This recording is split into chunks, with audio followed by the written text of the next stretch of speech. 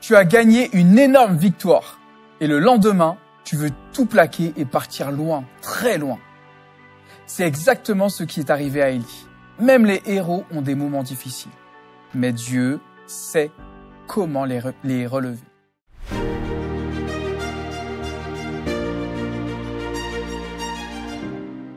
La pensée du jour se trouve dans 1 Roi 19, verset 4. Après avoir marché toute une journée, il s'assit à l'ombre de genêts, isolé, et demanda la mort. C'en est trop, dit-il. Maintenant, Éternel, prends-moi la vie, car je ne vaux pas mieux que mes ancêtres. Salut, c'est Stéphane, et j'espère que tu vas bien grâce à Dieu. Élie vient de vivre l'un des plus grands triomphes spirituels de l'Ancien Testament. Sur le mont Carmel, il a défié les prophètes de Baal, prié et vu le feu de Dieu descendre du ciel pour consumer l'Holocauste. Le peuple est tombé face contre terre, reconnaissant que l'Éternel est Dieu. Un moment glorieux, puissant, inoubliable. Et pourtant, à peine quelques versets plus tard, le même Élie fuit, terrifié par la menace de représailles de la reine idolâtre Jézabel. Pourquoi une telle terreur chez le prophète de feu? Parce que Jézabel menace de le faire mourir. Alors Élie se décourage. Il s'enfonce dans le désert, s'assied sous un genêt et crie à Dieu son épuisement. C'en est trop, prends ma vie. C'est un cri du cœur, celui d'un homme à bout. Son zèle semble avoir été inutile, rien n'a changé. Le trône est toujours occupé par des ennemis de Dieu et lui est seul, usé, incompris.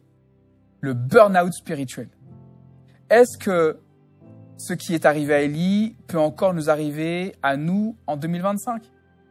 Est-ce que ça t'est arrivé ou peut-être es-tu toujours dans cette situation-là? N'hésite pas à partager ton témoignage avec nous dans les commentaires. Et là, au creux de sa souffrance, Dieu se montre. Mais pas de la manière à laquelle on pourrait s'attendre. Pas de reproches, pas de discours accusateurs. Dieu commence par prendre soin du corps de son serviteur. Il lui donne du repos.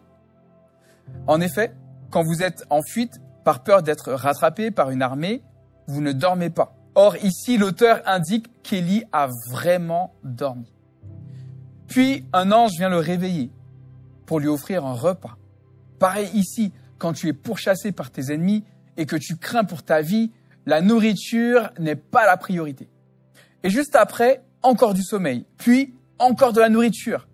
Tout cela avant de parler à son cœur.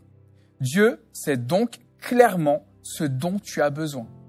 Tu te sens peut-être découragé émotionnellement, à plat, psychologiquement troublé, mais même dans ces cas-là, en plus d'un traitement ou d'un accompagnement, tu auras très probablement besoin d'une restauration de ton corps. Puis, Dieu conduit Élie jusqu'à la montagne de l'Horeb. Là, il se manifeste.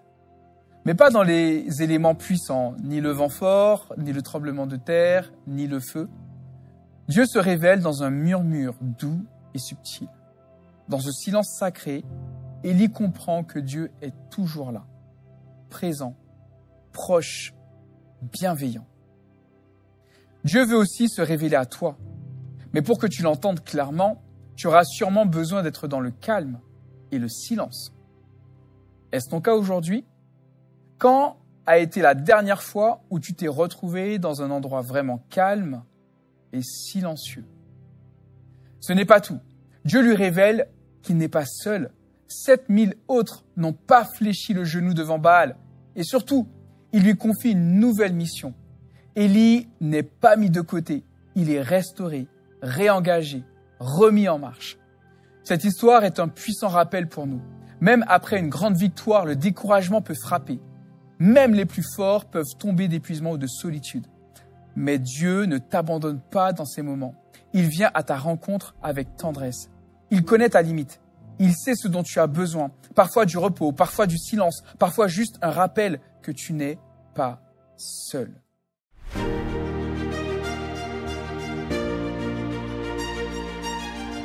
Je te propose aujourd'hui d'identifier une personne autour de toi qui semble fatiguée ou découragée et pose-lui une question simple. Comment puis-je prier pour toi cette semaine? Que Dieu te bénisse abondamment.